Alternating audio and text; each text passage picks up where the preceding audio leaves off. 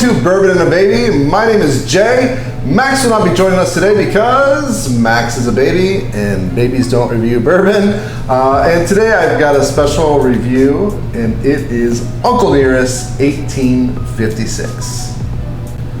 What's really cool about this brand, Uncle Nearest, is that it was created around a legend. And what I mean by that is that Fawn Weaver, who did a lot of research into a man by the name of Uncle Nearest. His name was actually Nathan Green, but he went by Nearest for some reason. And he was actually a slave, and he was who taught Jack Daniels how to distill whiskey.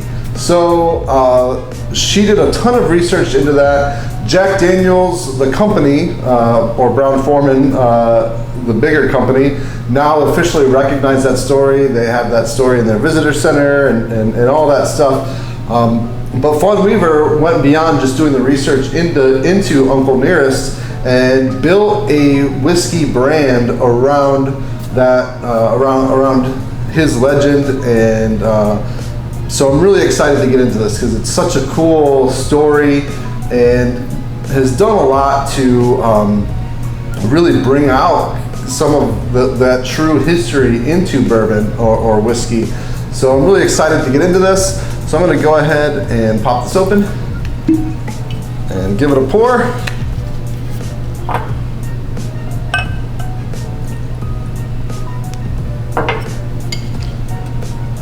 All right, so 1856 Uncle Nearest Premium Whiskey. This is coming in at 100 proof. And this is currently being sourced. They are in the process of building their own plants and being able to produce their own whiskey. But this is sourced. We don't know where it's sourced from. They are located out of Tennessee. And we do know that they source it from 4 different places. So you can imagine that, you know, Dickel's going to be one of those places. As far as where else they're getting it from, we don't really know. Another story about Uncle Nearest was that it's thought, it can't be proven, but it's thought that he might have also been integral in the development of the Lincoln County process. That's where the whiskey is filtered through maple charcoal before it goes into the barrel. So the thought is that he also kind of helped Jack Daniels kind of perfect that process, the Lincoln County process. So they try to emulate as much of the original way that he distilled as possible. So let's go ahead and get into the nose on this one.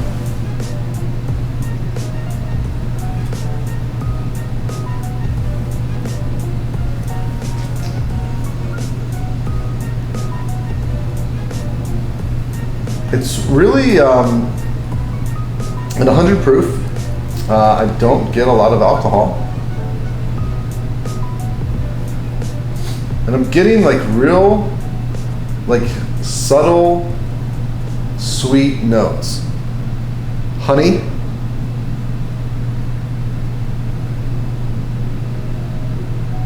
Sugar. Like white sugar. A little bit of maple syrup.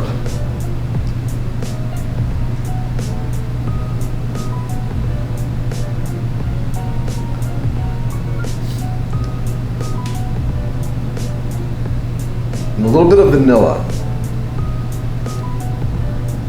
And just a hint of kind of like rye bread.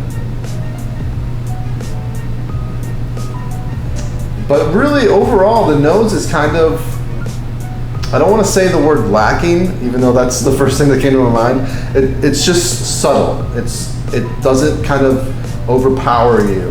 But let's go ahead and give this a taste. Cheers.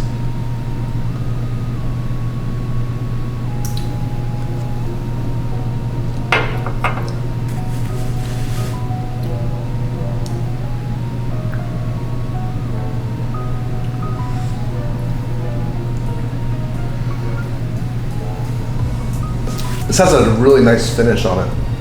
It's really, really lasting and it's really warm. really getting that, in this case, Tennessee hug. Yeah, and it just kind of keeps going. This is really, really tasty. I'm gonna have to go in for another sip before I can really start dissecting kind of what I'm getting here.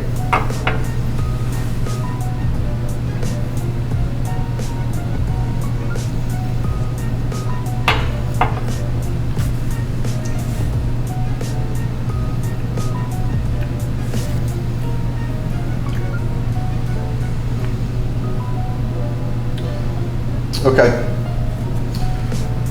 Cinnamon and vanilla on rye bread with just a hint of maple. And almost like I can kind of taste the char from the barrels. So I'm getting kind of that, just a hint of that slightly charry kind of smoky note. But this is really enjoyable. I'm trying to put my fingers on what exactly it is I like about this, and I'm having a hard time putting that into words, but I really, really, really like this whiskey. It's really good to drink. It comes down, like it goes down really easily, even though it kind of has that heat. That heat just kind of mellows out after that initial sip, and now it's just like real nice. It's like Sunday morning. You know, you sit in the summer on a Sunday morning. You're sitting on your porch, and you're just breathing in the nice air. That's kind of the feel I get from this. I know it's not exactly a taste, but sometimes whiskey gives you a feeling more than it does kind of a taste, and that's kind of that vibe that I get when I drink this. Maybe that's why I like it so much, because it just kind of makes me feel kind of chill and relaxed.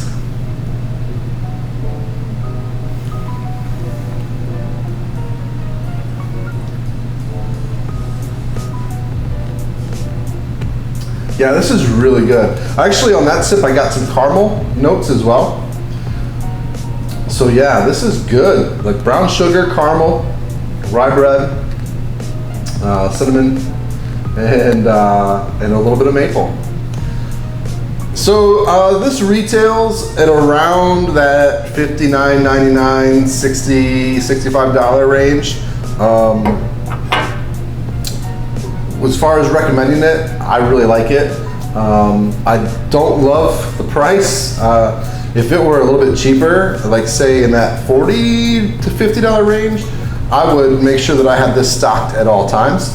At the $60, $65 range, I definitely still want a bottle of this. It's just, I might not replace it right away just because of that. But honestly, this is something that I could drink all the time. If you told me that this was the only whiskey I was allowed to drink anymore, obviously I'd be sad because I love whiskey and I love bourbon, but I would be okay with this being the only one that I could drink. So I think that's a pretty good endorsement of this whiskey.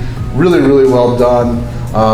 They have a couple other offerings as well that I'd love to try. Just haven't had the opportunity to yet, but definitely would recommend this Uncle Nearest 1856. Okay, that's going to do it for my review.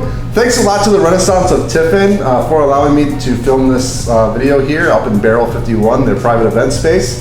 And also, thank you to you for watching. If you haven't already, please subscribe to the channel, like this video, and leave a comment below. Have you had Uncle Nearest? What are your thoughts on it? I'd love to hear your thoughts on this whiskey because I really, really, really dig it.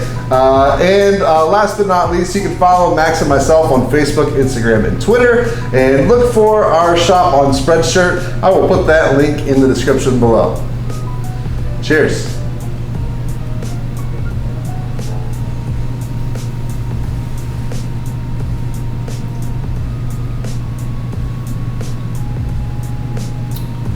Well done. Well done.